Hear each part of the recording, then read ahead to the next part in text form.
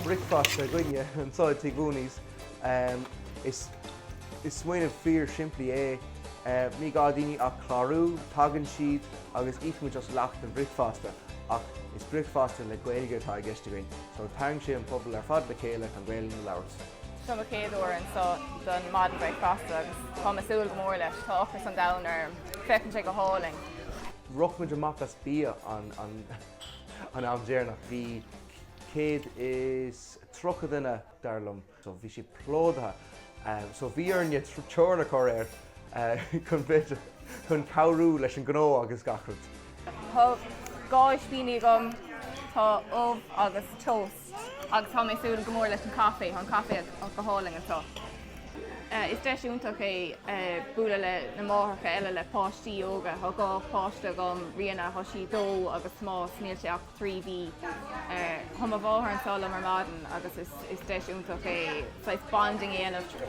Tá mid an sástocha don Bricfeasta a scaoiling agus an Bricfeasta a gcónaí go háling an sa ach is deisiúntaach doing bualadh le daoine eile há clinge chunú ha man sala me aonín agus le magarín is magarbach so ha mí de búla le daoine eile ná bhúla mar le hena agus a caint scaoiling as deisiúntaach go hainge. Ní gabhad ar déanaí tú héad.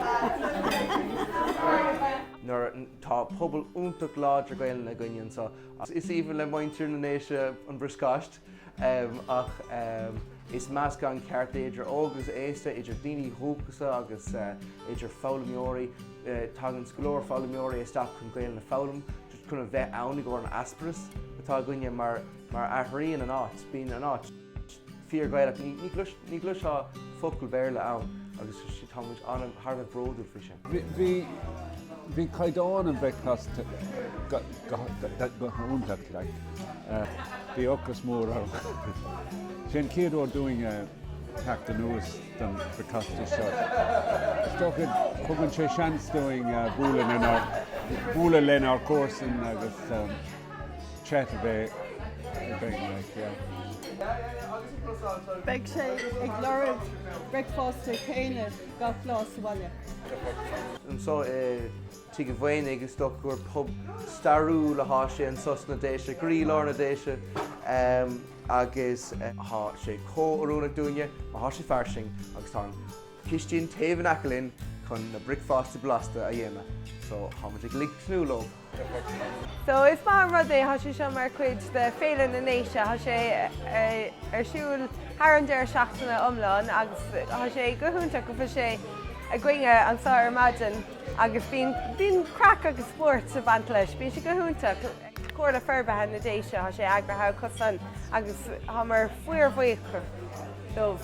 Bhí arm éirí go luach ar maidin, sin an taon droróid meall ar rud seo ach há mar cearcolóir há mar faidan fa agus há sé an crack ar siúil a gring. Bricfeasta gom sa rubbish. Ní gá Bricfeasta gom. Níor léir léir gamsa. Bhíon rá tír go agus bhíon caifé. Bhíon caifé granny, yes. Caifé óling an. Tá ochras ar tom stúpi leis an ochras so an féit dul agus an Bricfeasta éige.